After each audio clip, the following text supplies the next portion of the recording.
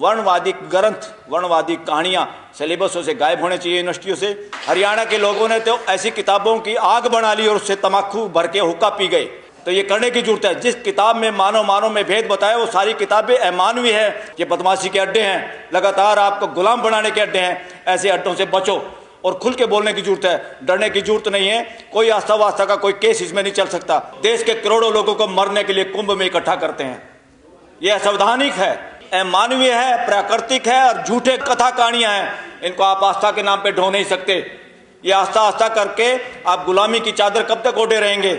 ये सारे के सारे उन कथा कहानियां, शंकराचार्य कोई भी हो, वो देश को बेवकूफ़ नहीं बना सकता, वो संविधान के अगेंस्ट नहीं बोल सकता। वो संविधान में दी हुई आज़ादी और संविधान की जो ड्यूटी है सबको साइंटिफिक टेम्पर का इंसान बनाना है, वो क्वेश्चन कर सके। आप इस पर क्वेश्चन नहीं करेंगे, ये आस्था है। ऐसी कोई आस्था देश में नहीं चल सकती। आस्थाओं के लिए 3 कंडीशन है। जो आस्था पे 3 कंडीशन पे खरी उतरती है उसको आप एब्सोल्यूट आस्था है, उसका अधिकार इस देश में, बाकी आस्था का अधिकार नहीं है। आस्था का अधिकार तब है आपको अगर ये आस्था देश के लोगों को की हेल्थ ना खराब करती हो। हेल्थ कौन सी? आपको बुखार थोड़ा चढ़ाना है। हेल्थ का मतलब है मानसिक हेल्थ।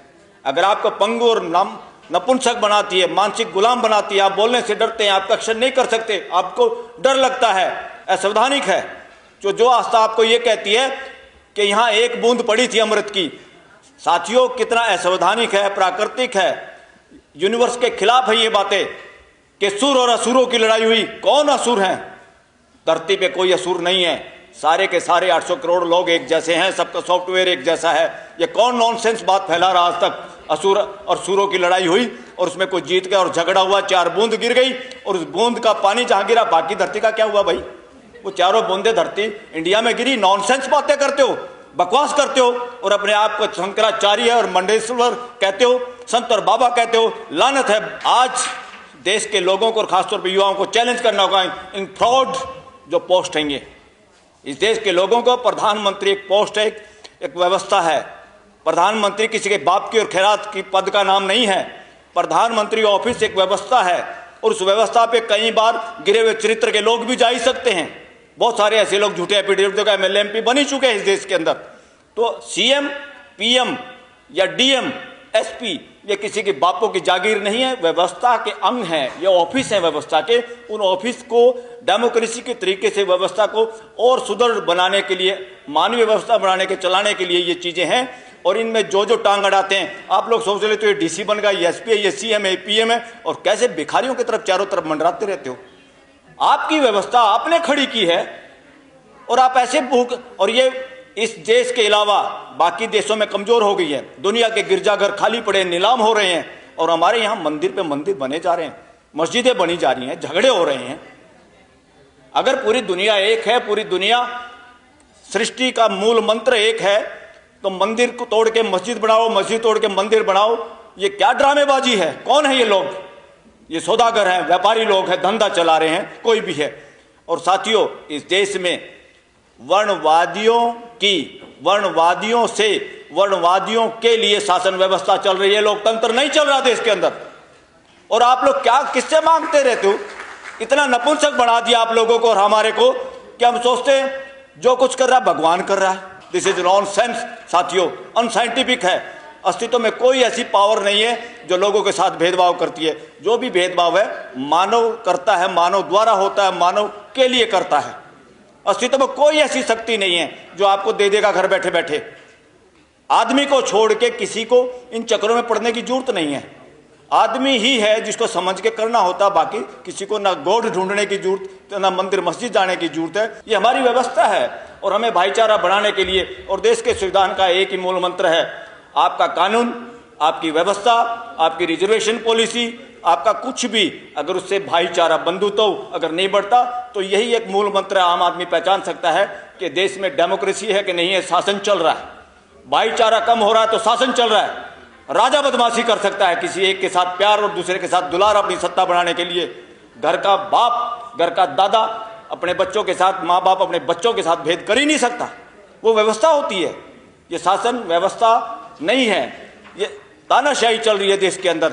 वर्णवादी ग्रंथ, वर्णवादी कहानियां सिलेबसों से गायब होने चाहिए यूनिवर्सिटियों से। हरियाणा के लोगों ने तो ऐसी किताबों की आग बना ली और उससे तम्बाकू भर के हुक्का पी गए। तो ये करने की जरूरत है। जिस किताब में मानव में भेद बताया वो सारी किताबें अमानवीय है। ये बदमाशी के अड्डे हैं, लगातार आपको गुलाम बनाने के अड्डे हैं। ऐसे अड्डों से बचो और खुल के बोलने की जरूरत है, डरने की जरूरत नहीं है। कोई आस्था वास्ता का कोई केस इसमें नहीं चल सकता, क्योंकि 3 guarantee: public health, public order, public morality. Public morality क्या? जनता जब सारी की सारी उस बात को समझती है, जानती है सूरज इधर निकलता है और कोई कहे सूरज नहीं निकलता, धरती घूमती है, और मूर्खता इन्होंने की थी पादरी फादर लोगों ने, ठेकेदार थे जो ईसाई धर्म के, कि धरती नहीं घूमती, और गैलीलियो को सजा सुना दी, सजाए मौत। हमारे जैसे लोग थे कुछ साथी, कहा इन मूर्खों से कहाँ लड़ाई लड़ते हो, बचे रहे तो ज़्यादा काम कर पाओगे, नहीं तो सूली कितने लोग चढ़ गए यहाँ पर। तो उसने कहा भाई मेरी गलती होगी, तुम्हारी ग्रंथ ये जैसे भी बाइबल कहती है ऐसे हो रहा है, धरती नहीं घूम रही। क्या धरती घूमने से हटी? ना धरती घूमने से हटी, ना आज हटी, मगर उस फार्मूले को मानने से हमने कितने साइंटिफिक चीज़ें बनाई और कितनी तरक्की की। इसलिए साथियों, पब्लिक मोरालिटी ये है, जनता जिन चीज़ों को जानती है उसके खिलाफ अगर कोई सो कॉल्ड रिलीजियस ग्रंथ, ये रिलीजियस ग्रंथ नहीं है, धार्मिक ग्रंथ होते सच्चाई पे आधारित, ये सांप्रदायिक ग्रंथ हैं, झूठे हैं, कथा कहानियों से बचो। इस देश में आज़ादी के बाद एक संविधान बना, संविधान के हिसाब से देश में मानवीय व्यवस्था स्थापित होना जरूरी था। मानवीय व्यवस्था स्थापित होने के लिए संविधान है, न कि शासन स्थापित होने के लिए।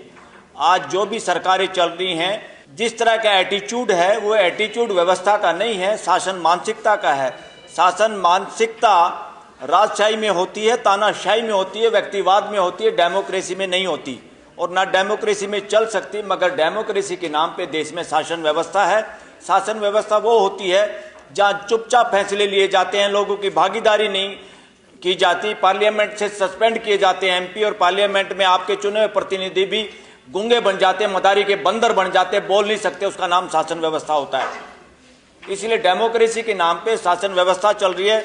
लगातार देश के लोगों को एक बात ध्यान में रखनी चाहिए, सरकार का कोई भी काम है, कोई भी पॉलिसी है, कोई भी कानून है, सुप्रीम कोर्ट का भी कोई फैसला है, वो सबको एक दृष्टि से आपको देखना चाहिए, क्या इसमें शासन की बू आ रही है या लोकतंत्र की व्यवस्था, हमारी भागीदारी की कोई इसमें आ रही है।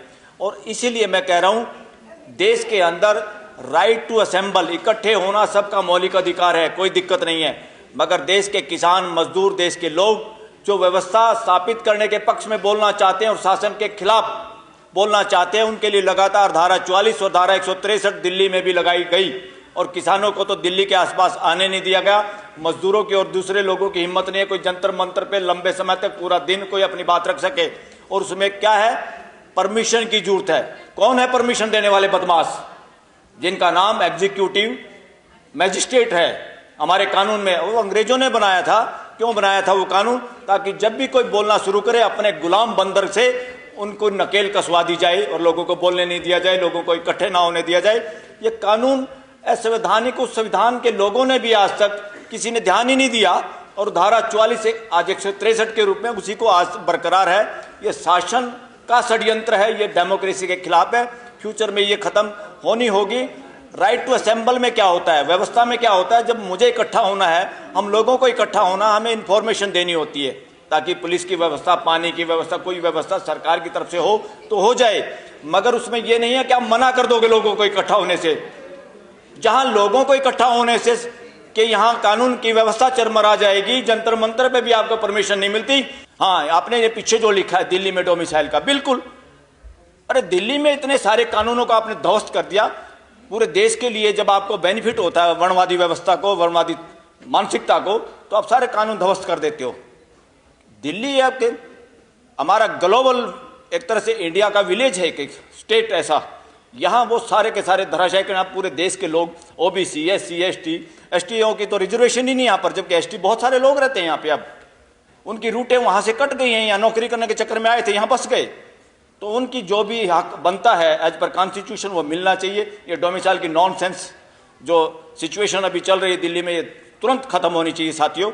और मैं एक और बात आप करके, क्योंकि मैं फोटो लगातार जब देखता हूँ, जब भी एससी, एसटी, ओबीसी, माइनॉरिटी, और अभी मैं आदिवासियों के किसी प्रोग्राम में था मध्य प्रदेश में, तो वहाँ मैंने कहा, वो लोग बड़े खुश हुए इस बात से। मैंने कहा बात सुनो, नॉर्थ इंडिया का अगर सबसे बड़ा इसके खिलाफ लड़ने वाला आदमी जो वर्णवादी व्यवस्था के खिलाफ, वो था छोटू राम, जो कंबाइंड पंजाब में एक मंत्री था। वो सीएम हो सकता था, मगर जानबूझ के उन्होंने ये, क्योंकि बहुसंख्या में मुसलमान लोग ज़्यादा थे, वो उनको खुद बनाना चाहते थे सीएम, मगर फिर भी उसके बावजूद मुसलमान सीएम थे। और उसके सीएम होते हुए गांधी और जवाहरलाल नेहरू को भी सिफारिश करनी पड़ी थी। किसने? जो पाकिस्तान का बंटवारा चाहता था। जिन्ना पंजाब में नहीं घुस सका, उसको घुसने नहीं दिया, वो समाज को तोड़ नहीं पाया। हिंदू मुसलमान सिख ईसाई किसी को नहीं तोड़ पाया। सारा मजदूर, सारा किसान एक ही उसमें था। क्यों? क्योंकि सब सामने वाला अगर परिवार के मुखिया या परिवार के कुछ लोग ऐसे हों जो पूरे परिवार को बांध के रख सकते हैं, वही है व्यवस्था, मानवीय व्यवस्था।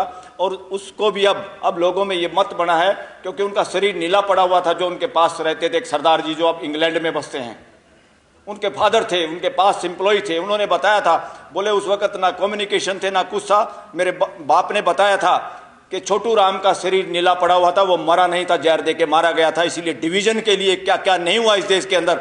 और सबसे ज़्यादा इस वर्णवादी व्यवस्था का, जब तक ये जो लोग थे ना, Hindu Mahasabha so called, 2-3 seat पूरे कंबाइंड पंजाब, जिसमें पाकिस्तान का पंजाब, इंडिया का पंजाब, हिमाचल प्रदेश, राजस्थान का भी हिस्सा, आज का हरियाणा, आपकी दिल्ली और कुछ पश्चिमी यूपी का भी ये सब कंबाइंड पंजाब का हिस्सा था। इतना बड़ा एक देश था एक तरह से, और उसके अंदर डिवीजन के लिए कोई आदमी मानसिक तौर से तैयार नहीं था साथियों। इसलिए मैं फ्यूचर में चाहता हूं, और उसकी वजह से उन्होंने जितने टिल्ट खेती करने वाले लोग थे, सबसे ज़्यादा देश में शेड्यूल कास्ट के लोगों के पास अगर ज़मीन है, खेती करने वाले जमींदार हैं, तो वो J&K में है, जो उन्हीं के बनाए हुए कानून के आधार पर, उस कानून की वजह से उनको भी ज़मीन वहाँ मिली थी। आप लोगों को इस बात का आइडिया होना चाहिए। और उसका बेनिफिट वर्णवादियों को भी मिला, ब्राह्मणों को भी मिला, बनियों को मिला। जो टिल्ट करता था, खेती करता था, उन सबको मालिकाना हक मिला था, only due to Chhotu Ram. तो छोटू राम जैसा वो भी एक ओबीसी का चेहरा है इस देश के अंदर, और उस ओबीसी का जो माइनॉरिटी के साथ हैं, जो डिविजिव फोर्सों के खिलाफ लड़े, और उस फोर्स के खिलाफ लड़ते लड़ते जिनकी शहादत हुई, और समाज को पता ही नहीं था कि जहर दे के मारा गया है। आज जब उसके सबूत सामने आ रहे हैं, तो ये स्टोरी इस देश की है। देश में आदमी की पहचान नहीं हुई।